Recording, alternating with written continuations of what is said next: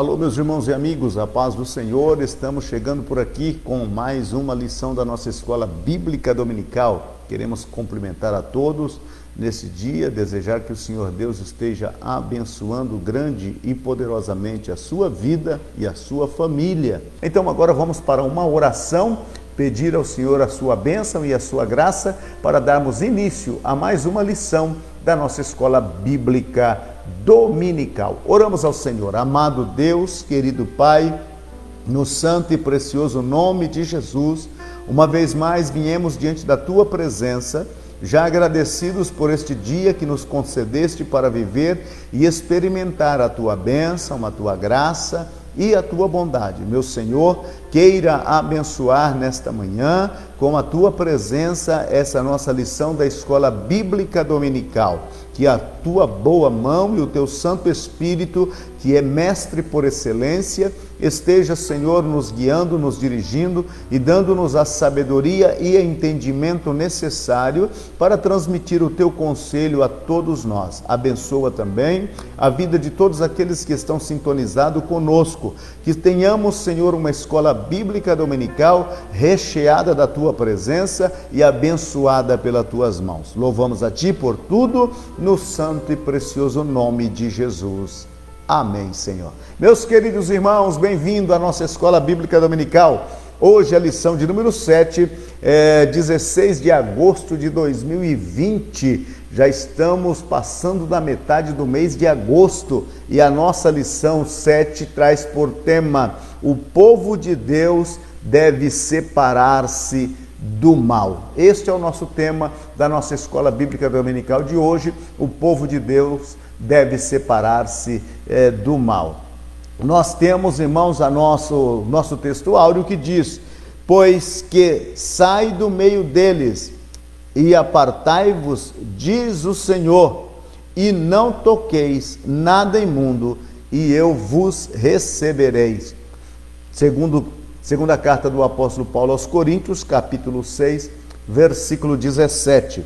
A verdade prática nos disse: o mundanismo na igreja corrompe os bons costumes e extingue a santidade.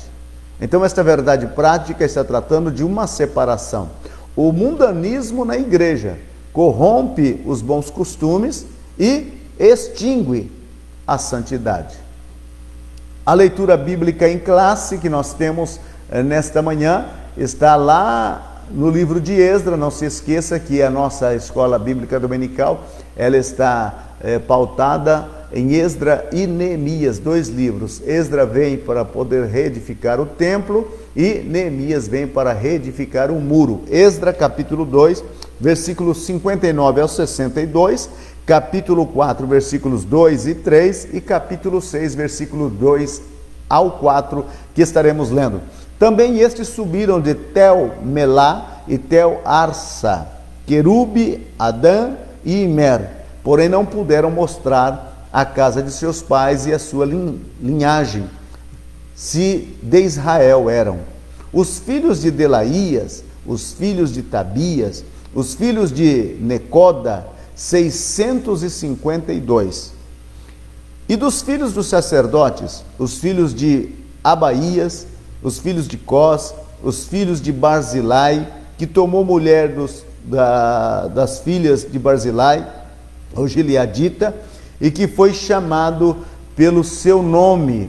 Estes buscaram o seu registro entre os que estavam registrados na genealogia, mas não se acharam nelas, pelo que por imundos foram rejeitados do sacerdócio. Chegaram-se a Zorobabel e aos chefes dos pais e disseram-lhes: deixai-nos edificar convosco, porque como vós buscaremos o vosso Deus, como também já lhes sacrificamos desde os dias de Esar-Adom, rei da Síria, que nos mandou a vir para aqui.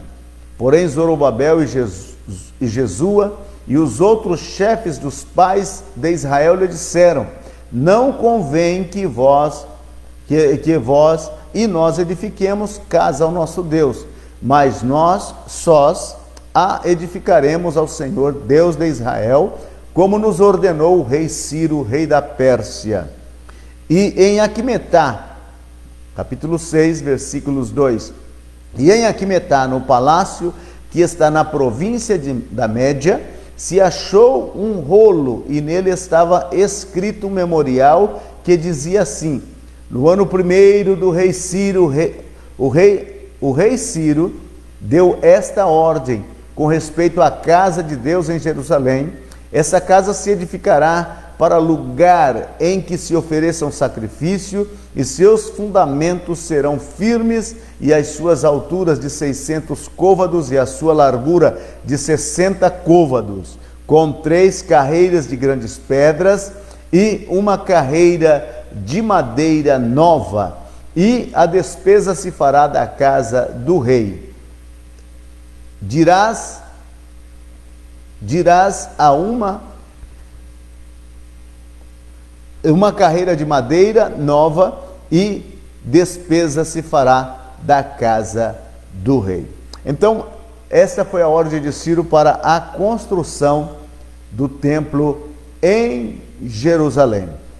Meus queridos irmãos, o povo de Deus deve ou não deve apartar-se do mal? Deixa aí o seu comentário, se ele deve ou não deve se apartar do mal. Quando se falamos do mal, há o mal em duas direções: o mal do pecado e o mal ativo do inimigo. Deve ou não deve apartar-se do mal? Se você disser que sim, o povo de Deus deve apartar-se do mal, não se esqueça de dizer o porquê que ele deve se apartar-se do mal. Introdução.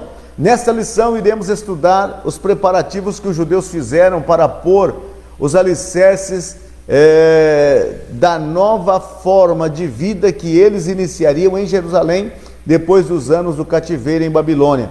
Ali eles viveram espalhados pelo vasto território daquele reino. Agora iriam viver uma vida comunitária conforme os ritos da lei. Não se esqueça que eles foram levados ao cativeiro simplesmente porque eles não apartaram do mal. Houve reis maus, houve reis malignos que eles distanciaram de Deus. E ao distanciar-se de Deus, o povo também distanciou-se de Deus. E ao se distanciar-se de Deus, Deus então os leva ao cativeiro. E passaram 70 anos no cativeiro da Babilônia e agora estão retornando. E eles estão lançando os alicerces para uma nova vida. A lição foi muito dura, o castigo foi duro para eles, ao ponto, depois do exílio na Babilônia, nunca mais os judeus se dobraram à idolatria. E eles agora estão voltando à sua terra, lançando os fundamentos para um novo templo, para uma nova vida, para um recomeço com Deus. O que eu vejo aqui de tão lindo nessa introdução é que quando arrependemos-nos, não importa o tempo que passe, porém Deus começa novamente a fazer a sua obra. Somente os judeus retornariam a Judá. Quando o rei Ciro passa o seu decreto autorizando e determinando aos judeus que subissem para Judá, ele estava dando uma alforria, uma liberdade a todos os judeus para voltarem à sua terra.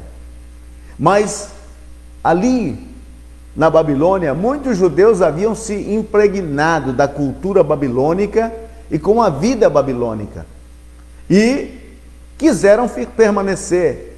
Outros que não eram judeus, que não tinham como provar a sua origem judaica, desejaram virem a Judá para começarem uma nova vida. E muitos outros judeus, eles tomaram a decisão de virem para Jerusalém, para Judá. Para uma pessoa ser considerada apta para fazer parte do grupo que iria transferir-se para Jerusalém, exigia-se que desse prova de sua linhagem. É por isso que você encontra na Bíblia Sagrada, quando você está fazendo uma leitura, você encontra as genealogias.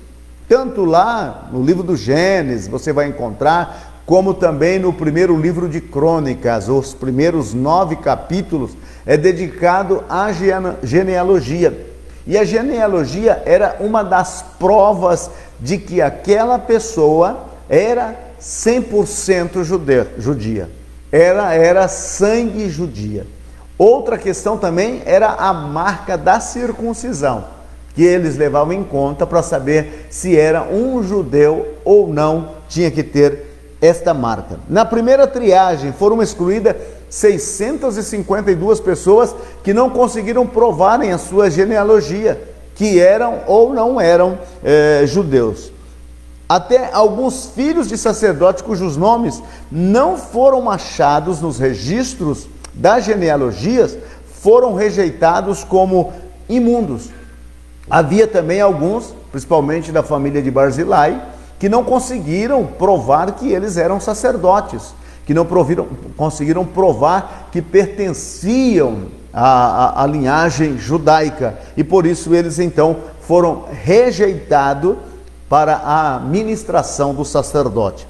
Os judeus mestiços, nascidos de casamentos mistos durante o cativeiro na Babilônia, não fariam parte do grupo que haveria de voltar para as terras judaicas. Lá na Babilônia, muitos judeus, eles se casaram, contraíram matrimônio com as mulheres babilônicas ou até mulheres de outras nacionalidades. E por isso, por essas misturas, esses filhos eram mestiços e eles não puderam retornar também para a terra da Judeia. Então, meus irmãos, somente os judeus tinham o sangue puro, tinham a liberdade de voltarem para Judá e tinham também a missão da reconstrução do templo, para recomeçar. A Bíblia diz: estreita é a porta e apertado o caminho que leva à vida, em Mateus 7,14. Mas não é lucro, e sim grave prejuízo alguém querer facilitar a entrada de misturas de gente, dando maior ênfase à quantidade do que à qualidade. Jesus disse: necessário vos é nascer de novo. João 3,7. Algumas pessoas, eu já vi até uma postagem no Face que dizia assim: a porta dos céus não passou por reforma. Jesus disse que a porta é estreita e o caminho é apertado, que conduz à vida. São poucos que encontram. Mas Jesus também disse: larga é a porta e espaçoso é o caminho que conduz à perdição. O comentarista da revista faz um adendo dizendo que não é lucro, e sim grave prejuízo alguém querer facilitar a entrada da mistura de gente, dando maior ênfase à quantidade do que à qualidade. Jesus disse: necessário vos é nascer de novo. João 3,7. Eu quero aqui expressar uma opinião pessoal concernente a esta opinião do nosso escritor, do comentarista da revista. Eu sou do pensamento de que para que você tenha qualidade, você precisa ter quantidade, porque a qualidade é tirada da quantidade. Não se esqueça que Jesus disse: o reino dos céus é semelhante a uma rede lançada ao mar e traz para a praia toda espécie de peixes. E depois então se faz uma seleção. Os bons levado para o consumo e aqueles que não servem é devolvido ao mar. Entendeu? Então, a quantidade se faz necessário, porque é da quantidade que você vai tirar a qualidade. E outra questão, nós como pastores e líderes de igrejas, temos a responsabilidade de ensinar o nosso povo. Agora, o ensino é dado, o remédio é oferecido. Toma o ensino, toma o remédio aqueles que assim o desejarem. Mas não se esqueça que o evangelho tem que ser pregado a todo mundo e o privilégio de ser salvo tem que ser oferecido a todas as pessoas, elas aceitando ou elas deixando de aceitar. Deus não aceita uma mistura do seu povo com o mundo. Aqui estamos falando aqueles que pertencem a Deus, que passaram pelo novo nascimento, que tem essa experiência. Deus não aceita que você esteja misturando com as práticas mundanas. Essa semana passada eu estive até postando no Face dizendo, modernizar sim, mundanizar jamais. Então, as práticas mundanas, os desejos da carne, os pecados mundanos não devem fazer parte do povo de Deus. É a recomendação da palavra de Deus. A comunhão plena com Deus exige santidade. Para que eu possa ter uma comunhão plena com o meu Deus, eu preciso viver em estado de santidade. É por isso que aqueles judeus que não conseguiram provarem a sua genealogia, não conseguiram ter a marca da circuncisão e tinham casamentos mistos, eles foram excluídos para a prática da construção do templo como povo de Deus na terra de Judá e na cidade de Jerusalém. Os judeus não aceitaram a ajuda dos samaritanos, é o nosso segundo ponto. Aceitar a ajuda dos samaritanos. Quem eram os samaritanos? Os samaritanos, eles foram levados para as terras da parte norte de Israel. Lembra-se que no reinado de Jeroboão, quando ele vai assumir o seu reinado, o povo se reúne e pede para ele que venha amenizar os tributos que Salomão, seu pai, havia cravado sobre o povo. E então Jeroboão, ele pede conselho para aqueles jovens que estavam com ele, que cresceram com ele, abandonando os conselhos daqueles anciãos que estavam junto com seu pai. E os jovens o aconselham dizendo, olha, eu vou endurecer muito mais ainda a cobrança dos tributos sobre a população. E ele vem com essa propositura e o povo então se debanda, e Jeroboão, que estava no Egito e volta, ele então assume como rei a parte norte de Israel, as 10 tribos, e 2 tribos seguem Judá, seguem Roboão, vai para Judá, e as outras 10 tribos vai seguir a Jeroboão. No ano 722, o rei Sargom, ele vem ali e leva numa guerra contra as 10 tribos, a capital é Samaria, ele faz guerra contra as 10 tribos e leva o povo dali para a Síria e traz pessoas de muitas outras nações para viverem ali, traz pessoas de Babel, de Cutá, de Avá, de Amate e de Sefarvaim, e eles se tornam então os habitantes de Samaria, e é conhecido agora como os samaritanos, que estão habitando a parte norte, em lugar dos sacerdotes e dos habitantes israelitas de então. Posteriormente, o rei da Síria enviou-lhes sacerdotes. Quando eles chegam ali, essa mistura de gente que chegam ali, eles começam a adorar vários tipos de deuses. Cada nação que veio morar ali, cada um tinha o seu deus particular, tinha o seu deus de preferência. E eles começaram a adorarem estes deuses na terra de Israel. E as feras começaram a se multiplicar, começou a se multiplicar as enfermidades. E então eles clamaram ao rei da Síria, o rei da Síria pegou alguns sacerdotes e devolveu a terra de Israel. E esses sacerdotes, então, eles começaram a ensinar o povo. E a Bíblia disse, e eles serviam ao Senhor e serviam aos seus deuses. Então eles fizeram uma junção de religião, tanto a religião israelita, como a religião que eles tinham, nacionais, da terra da onde eles foram trazidos. E tornou-se, então, esta paganização dos princípios divinos. Eles se tornaram idólatras, né? Representaram em suas vidas a idolatria como uma expressão de vida. E eles não tinham qualquer compromisso com Deus. Eles eram samaritanos e ali eles estavam. E este povo, os samaritanos, eles oferecem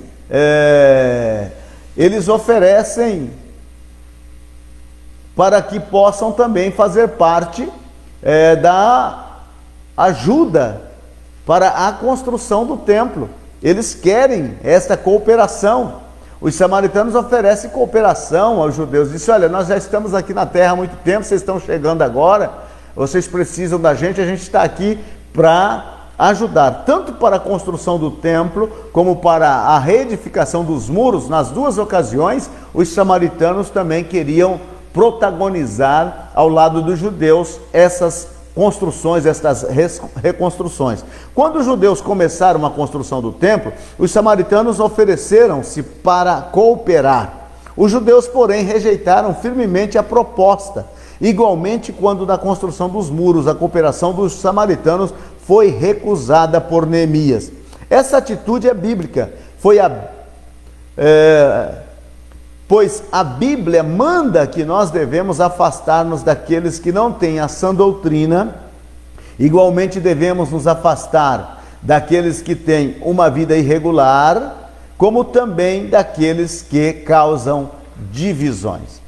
Não era somente a ajuda física para a reconstrução, era a associação com eles. Não se esqueça que para retornar a Judá e a Jerusalém, para a reedificação do templo, tinha que ser judeus puro sangue. Os samaritanos que estavam habitando a terra do norte, eles agora então querem cooperar. Mas não era somente uma cooperação, era uma fusão desses dois povos. Então os samaritanos viriam com as suas idolatrias, com seus costumes, com a sua forma de vida, juntar-se aos judeus que estavam se reedificando, se restaurando tanto na vida como comunidade, como na vida espiritual e também o seu templo, para fazer uma mistura de povo. Por isso foi a rejeição. A Bíblia nos recomenda também que nós devemos nos separar de todos aqueles que não têm uma vida pautada na sã doutrina. Também devemos nos separar daqueles que causam divisões, daqueles que têm uma vida irregular diante de Deus. Cuidado com a associação com essas pessoas. Você pode manter a eles uma amizade, mas você jamais vai usar essa amizade para as práticas que ele está fazendo, você também começar a fazer. Jesus, por exemplo, ele entrou na casa de pecador, ele comeu com o pecador, ele falou com o pecador, mas ele não praticou o pecado. Você também pode ter a amizade com pessoas que não comungam a sua mesma fé, porém jamais você deve praticar as práticas daquelas pessoas. As práticas delas são abominações ao Senhor Deus. Então cuidado com as suas amizades. E a Bíblia disse que essas amizades corrompem os bons costumes. As más amizades têm um poder de influenciar a pessoa que tem um relacionamento com Deus a participar das coisas que aquele que não tem Deus pratica. Então, cuidado com estas amizades. Os samaritanos procuraram ajudar o povo. Eles queriam dar ao povo também esta oportunidade de se misturarem.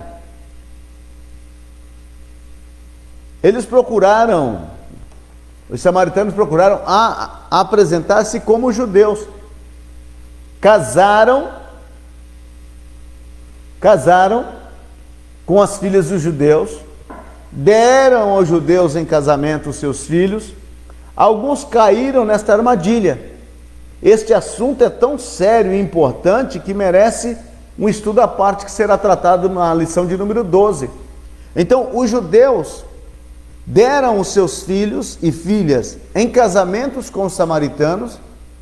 Os samaritanos também deram os seus filhos e filhas em casamentos aos judeus. Não se esqueça que o povo pobre e desprezado ficou na terra de Judá.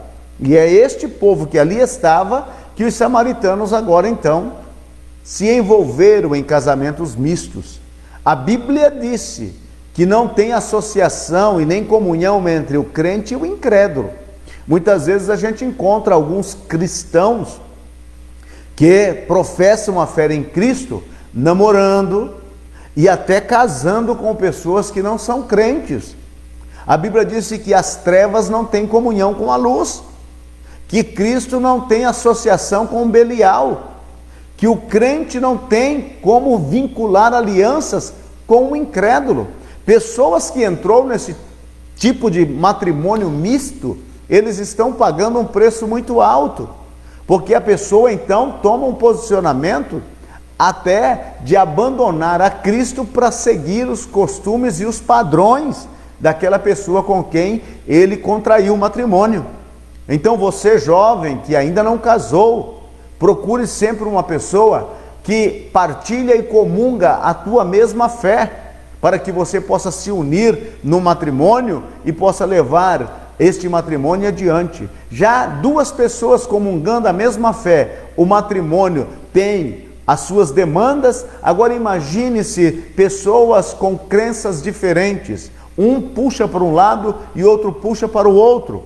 É lamentável, mas a igreja tem presenciado pessoas, membros, sofrendo em um matrimônio em que, antes de considerar a palavra de Deus, eles partiram simplesmente pelos seus sentimentos amorosos e hoje estão pagando um preço muito alto.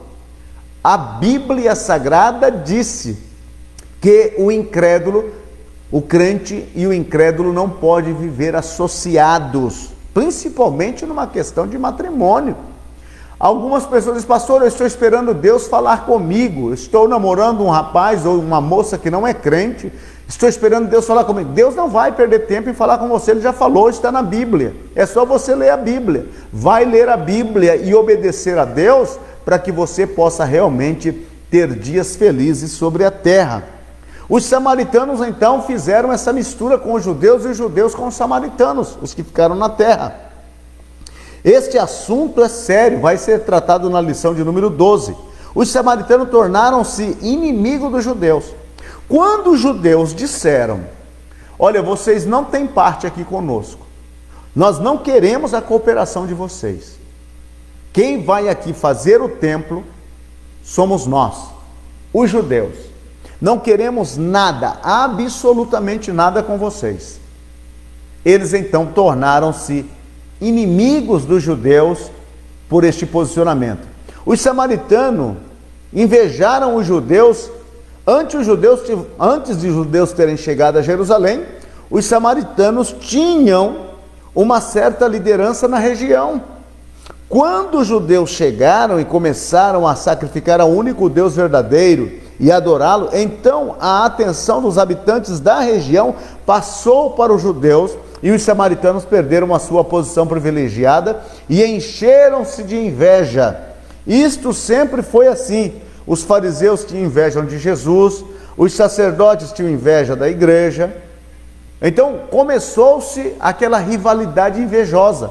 Chegaram os judeus, começaram a edificar o templo, a atenção do povo da região voltou-se para os judeus e abandonaram os samaritanos, e os samaritanos, nos prejuízo da popularidade, por os judeus também não terem aceito a eles para fazerem parte da construção e manter-se a mesma popularidade, eles agora então tornam-se inimigos. Muitas vezes as pessoas se aproximam de você motivadas para levarem de você alguma coisa que você tem.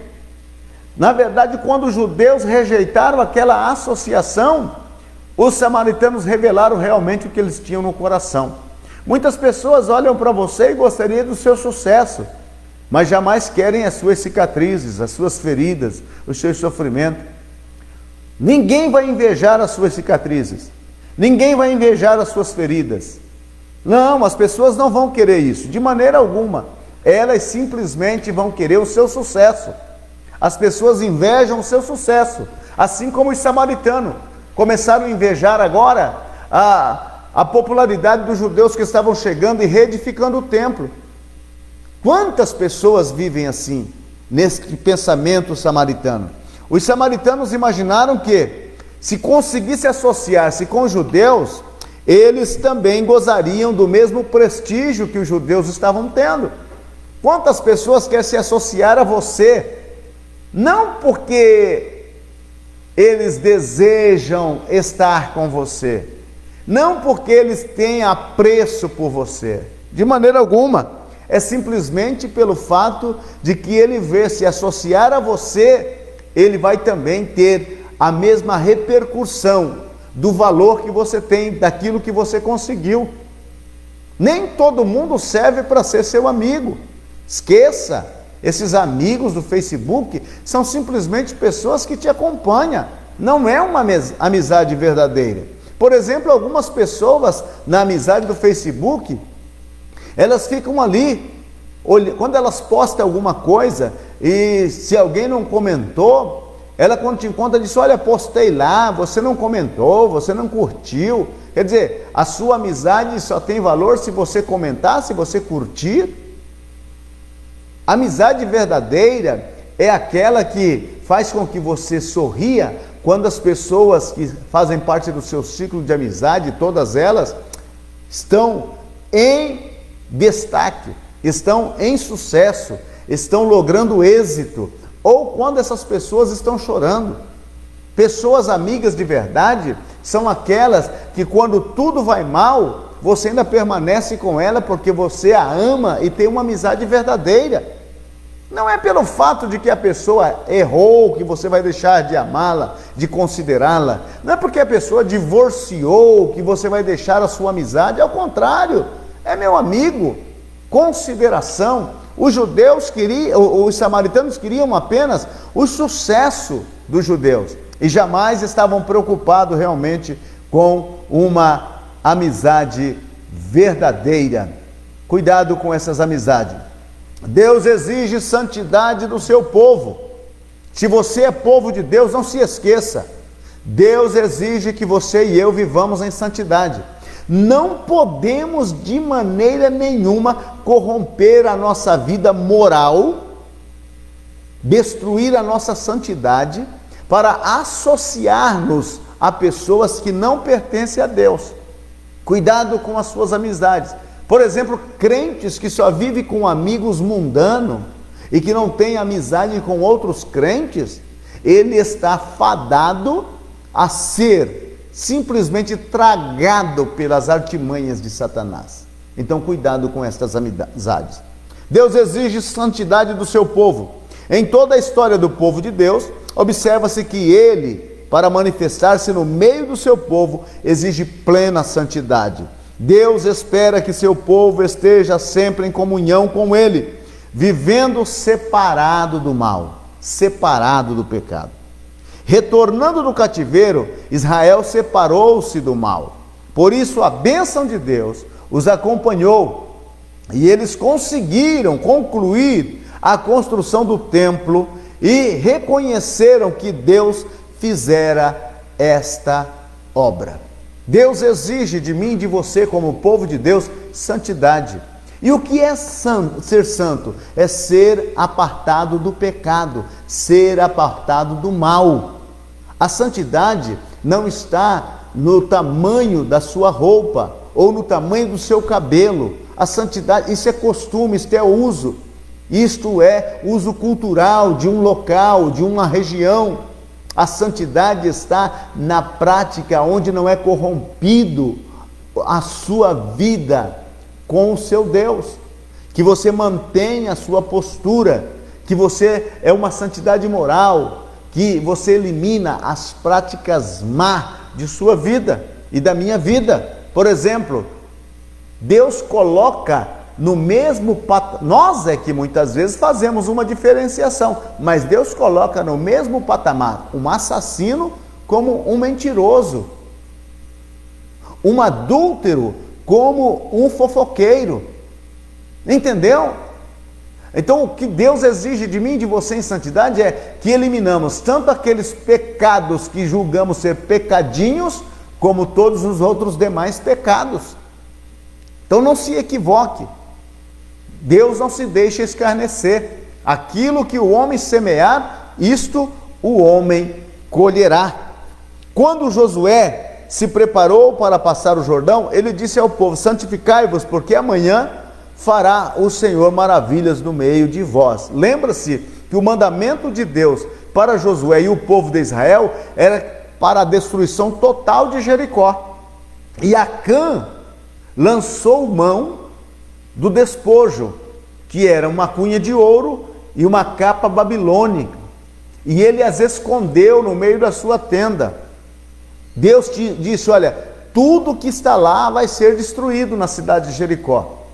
E Acã, então, ele traz um grande pesadelo para o próprio Josué e todo Israel. Porque quando eles partem para guerrear contra Ai, a próxima cidade, eles são vencidos. Josué então fica prostrado diante de Deus todo um dia. E Deus disse: por que você está assim? O povo de Israel pecou. Levanta, restaure, porque com o pecado vocês não vão conseguir vencer. Sabe por quê? Eu vou dizer a você agora que está nos acompanhando, e eu quero que você compartilhe isso também com os seus amigos. Sabe por que muita gente tem uma vida de derrota, uma vida de fracasso, de sofrimento, de angústia? É só você fazer uma leitura. Há algum comprometimento com o pecado. Elimine de sua vida todo o pecado que você conheça. E se há algum desconhecido, peça ao Espírito Santo que venha fazer uma investigação no seu interior e lance para fora todo o pecado, porque Deus quer dar a você o poder para conquistar aquilo que Ele já planejou para você. Quando Josué preparou para passar o Jordão, ele disse ao povo então que o Senhor faria maravilha. O anjo do Senhor visitou o acampamento dos israelitas, né? O anjo do Senhor veio ali. Antes de iniciar a conquista de Canaã, Josué recebeu a visita de um anjo. Josué então lhe perguntou: que diz meu senhor ao seu servo? E a resposta que recebeu foi: descalça os sapatos dos seus pés, porque o lugar em que estás é santo. Os israelitas, eles foram agora derrotados por um pequeno exército, o exército da cidade de Ai. Simplesmente porque em Jericó eles haviam transgredido. Acã havia tomado uma capa babilônica e uma cunha de ouro e havia escondido.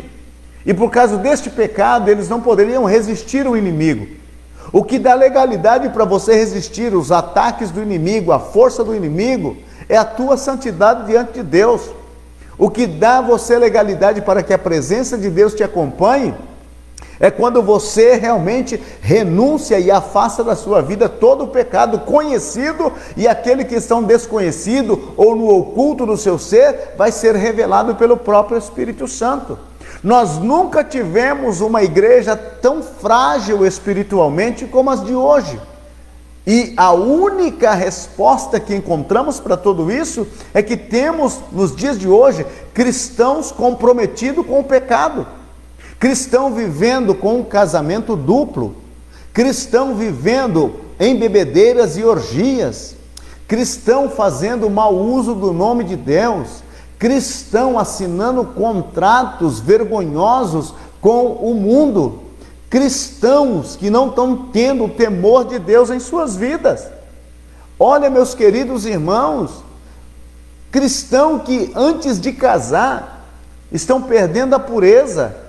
Vale a pena você, minha irmã cristã que ainda não casou, vale a pena você chegar virgem no altar. Você, rapaz, vale a pena você chegar virgem no altar. Por quê? Significa que você guardou a sua santidade em temor ao seu Deus.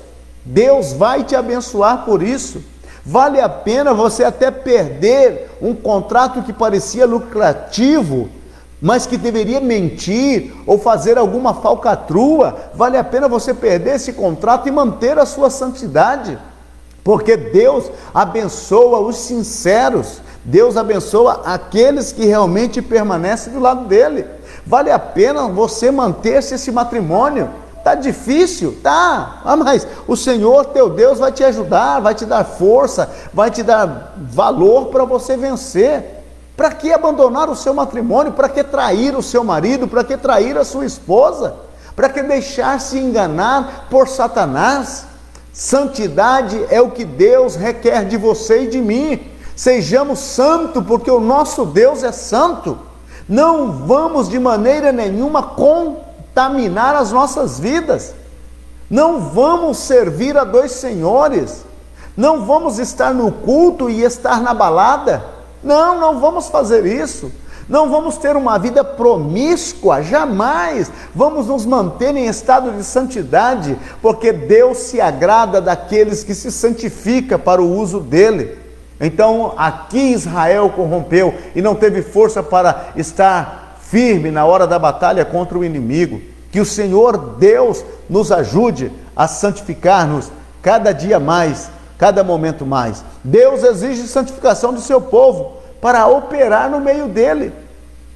Eu sei que as pessoas vão dizer que você é quadrado, que você é antiquado, que para você a vida não tem sentido. Meu amigo, toda essa vida passa.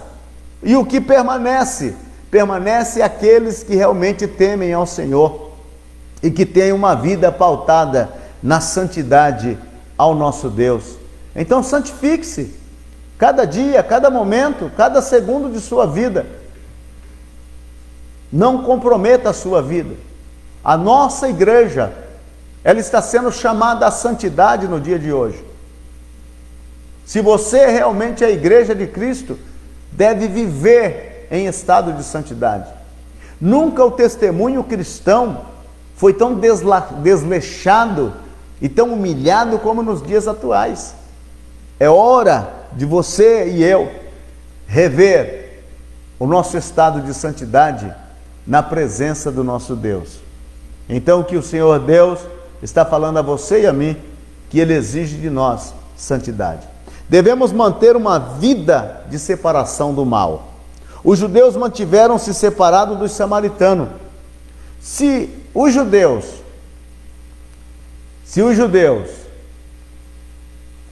tivessem aberto as portas para a união com os samaritanos, estes provavelmente ter-se-ia mostrado afáveis e pacíficos no início, mas teriam perturbado a união que havia entre os judeus, teriam participado dos cultos dos judeus e afastado a presença do Senhor.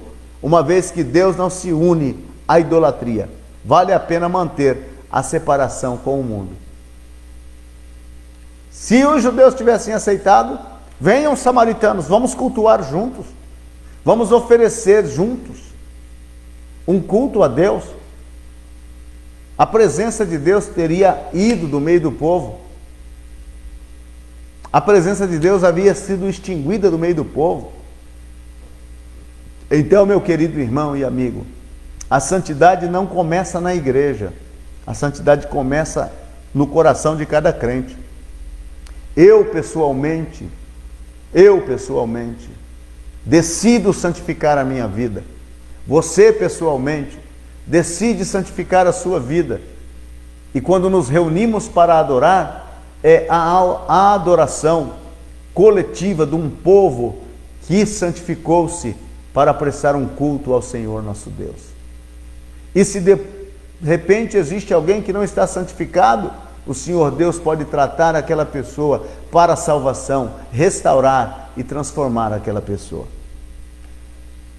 A Bíblia mostra exemplos de servos de Deus que duvidaram se valia a pena manter a linha de separação do mal ou não. O salmista Asaf, no seu salmo bastante conhecido, o Salmo 73, ele disse no versículo: na verdade que em vão tenho purificado o meu coração e lavado as minhas mãos na inocência, no versículo 13 do seu Salmo 73. Ele começou a observar a vida do ímpio, como o ímpio prosperava, como o ímpio tinha alegria, como o ímpio fazia festa todo final de semana. E ele então disse: não, na verdade, para mim tem sido em vão eu levar uma vida de santidade, enquanto o ímpio que mora aqui na frente de casa, olha a vida dele como é. É festa todo final de semana, é churrasco todo final de semana, é alegria todo tempo. Então, para mim, não está sendo uma vantagem alguma, não está valendo a pena eu viver uma vida de santidade, enquanto aquele dali não vive em santidade e tem festa todo dia. Ele está fazendo essa conjectura. E ele disse que os pés deles quase resbalou por isso. Ele quase escorregou, quase se deixou levar por essa situação. Ficou profundamente perturbado, mas Deus o ajudou a encontrar a resposta. E ele diz no versículo 17: até que entrei no santuário de Deus, então entendi o fim deles. O fim deles.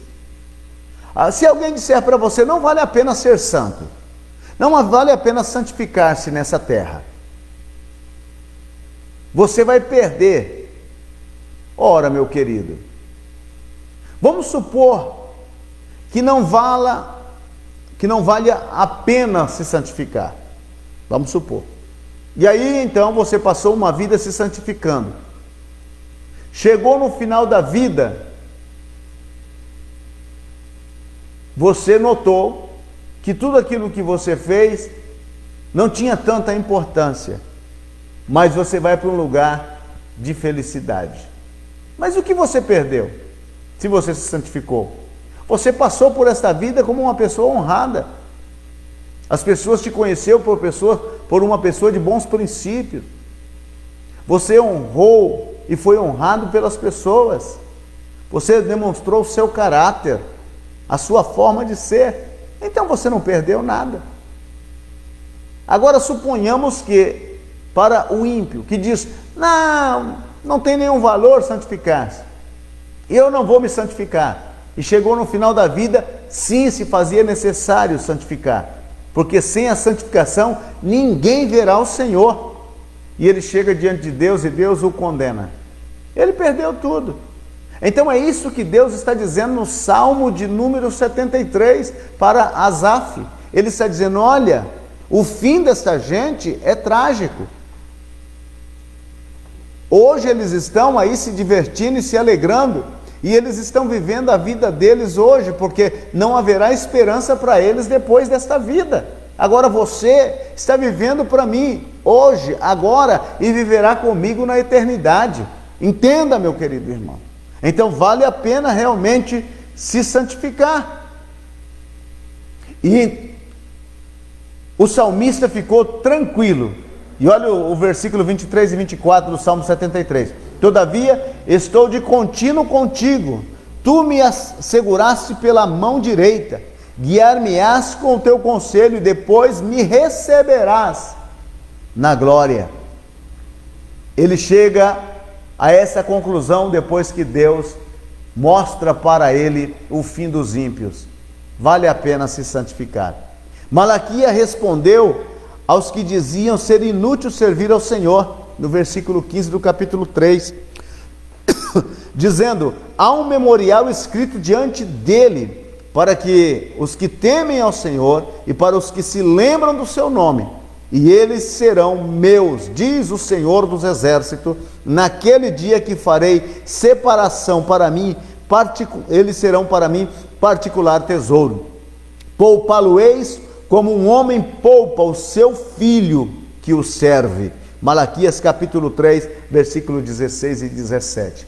Então, muitos nos tempos do profeta Malaquias dizem, não vale a pena servir ao Senhor. E Deus está dizendo, está registrado no meu livro de memorial, daqueles que temem do meu nome, daqueles que fazem menção do meu nome. Eu os livrarei e os pouparei, assim como um pai poupa um filho que lhe agrada. O Senhor promete fazer isso. Devemos viver conforme a vontade do Senhor e não conforme a vontade do mundo, para que o tempo que vos resta na carne, não vivais mais segundo as concupiscências dos homens, mas segundo a vontade de Deus. Pedro, na sua primeira carta, capítulo 4, versículo 2, ele disse que o tempo que nos resta de vida aqui, vida nessa carne, vida neste mundo, para que no tempo que vos resta na carne, não vivais mais segundo as concupiscências dos homens, esse desejo maligno, essa inclinação da carne, esse desejo pelo pecado. Pedro está dizendo, não viva mais nisto, não viva dessa forma, mas viva segundo a vontade de Deus. E qual é a vontade de Deus, pastor? A vontade de Deus para conosco, qual é? Deus tem uma vontade. E qual é esta vontade de Deus para conosco? A vontade de Deus para conosco, diz a Bíblia, esta é a vontade de Deus, a vossa santificação. 1 Tessalonicenses capítulo 4, versículo 3. Já observamos que a santificação significa uma vida que se abstém das coisas que não agradam a Deus, conforme a palavra. Apartai-vos, diz o Senhor, e não toqueis nada imundo, e aperfeiçoando a vossa santificação no temor de Deus. 2 Coríntios capítulo 7, versículo 1. Devemos sempre muito desejar-lhes ser-lhes agradável, andando dignamente diante do Senhor, agradando-lhe em tudo, como disse Colossenses 1:11, guardando os seus mandamentos e fazendo o que é agradável ao Senhor. Qual é a vontade do Senhor Deus para você que está nos acompanhando e para mim? A vontade do Senhor é a nossa santificação. E a nossa santificação é o desafio diário. Porque contra nós está batalhando Satanás, fazendo todo o tipo de astutas e ciladas para que venhamos cair. Também contra nós está batalhando o mundo, tentando de todas as formas nos influenciar com suas práticas, seus desejos e suas aventuras, e também a nossa carne, o nosso desejo carnal, porque a nossa carne deseja o mal e o pecado. Então esta batalha é nessas três áreas, contra a nossa santificação. Do outro lado existe Deus e o Espírito Santo e a sua palavra, para que possa nos dar a sustentação necessária. Agora, Deus, quando criou você e quando criou a mim, Ele nos criou com livre escolha. Ele disse, a minha vontade, olha Deus falando, a minha vontade é que vocês vivam em santidade. Agora, a minha vontade pessoal deve estar unida a essa vontade de Deus. Deus quer que eu me santifique, então eu também devo desejar santificar-me, mas eu também posso não querer. Agora, quando eu me santifico, os resultados serão positivos, benéficos. Quando eu não me santifico, os resultados serão funestos. Então a vontade de Deus é que sejamos santificados. Bênçãos acompanham os que vivem conforme a vontade de Deus. A bênção, pastor? Claro que há. Deus garante aos que assim vivem plena vitória contra os ataques do diabo. O crescimento espiritual deles estão garantido. O Espírito Santo tem plena liberdade para atuar em suas vidas e eles tornam-se preparados para serem usados por Deus e em sua obra. Entendeu? Nesta vida hoje, você já vai contar com os benefícios de santificar-se. Nesta vida, a presença de Deus estará com você. Deus terá prazer de estar na sua companhia e você está na companhia de Deus. Deus te preparará para vencer os ataques do maligno, te dará força. O inimigo virá por um caminho e por 7 caminhos ele fugirá. E Deus te usará. Deus está procurando um coração santificado para derramar o seu peso de glória, o seu icabode. Deus está procurando uma igreja onde Ele pode trazer o seu peso de glória, a sua presença, e fazer com que esta igreja, este povo, possa alcançar em todas as direções. Deus está procurando um povo para trazer um grande avivamento nesses dias. E este povo não é qualquer povo, é um povo que esteja disposto a santificar-se, esteja disposto a estar do lado de Deus, esteja disposto a quebrar a aliança com Satanás, com o mundo, com as práticas mundanas e aliançar-se com Deus em santificação. Deus está procurando este povo e eu espero que Deus encontre em mim um coração propício em santificação, para que seja eu a pessoa a quem o Senhor Deus use nesse tempo. Eu espero que a igreja em que estou pastorando seja a igreja que estou pastoreando seja a igreja que esteja disposta com a cristandade em dizer: Deus, se tu queres usar um povo nesta hora, nesta cidade, neste momento, eis-nos aqui para sermos este povo. Vamos romper com o mundo e vamos nos santificar para Deus, porque o mundo jaz no maligno. A Bíblia diz que aquele que ama o mundo, o amor do Pai não está nele. E o amor ao mundo é inimizade contra Deus. Abandonamos todo o pecado e venhamos viver para Deus, porque Ele quer estar presente em nossas vidas e em todos os momentos. Louvado seja o Senhor para sempre. Vale a pena se santificar. O Senhor hoje nos desafia a viver uma vida de santidade. Assim como Esdras, Neemias e os judeus daquela época não aceitaram a associação com os samaritanos, que representam ali o mundo com as suas artimanhas e a sua natureza pecaminosa. Eles não aceitaram esta associação para edificação do templo, para vir a receber a presença de Deus. Assim nós, igreja, não podemos aceitar esta associação com o mundo. As práticas mundanas do pecado não servem para a igreja. O que serve para a igreja é a palavra de Deus, a nossa santificação. Segui a paz com todo e a santificação, sem as quais ninguém verá o Senhor. Então, vale a pena viver em santidade. Deus exige que o seu povo aparte-se, separe-se do mal. Que Deus nos ajude e que Deus nos abençoe para vivermos as nossas vidas em santidade diante do Senhor. Você é bem-vindo à família de Deus. Você é bem-vindo para ser santificado. Ah, pastor, eu tenho alguns problemas, alguns pecados, vou resolver esses problemas. Não. Venha agora para Deus. Venha agora para Deus. Ninguém consegue se libertar do pecado por si próprio. Precisa de Deus. Pastor, eu tenho alguns problemas, então eu devo abandonar a igreja? Jamais. Assim com os seus problemas, permaneça e Deus dará força para você vencer estes problemas. Ele mudará o panorama da sua vida. Se haver no seu coração uma disposição de santificar a sua vida. A sua vida pregressa pode ter um ponto final a partir do momento que você deseje e pratique a santificação no seu coração. Deus nos abençoe.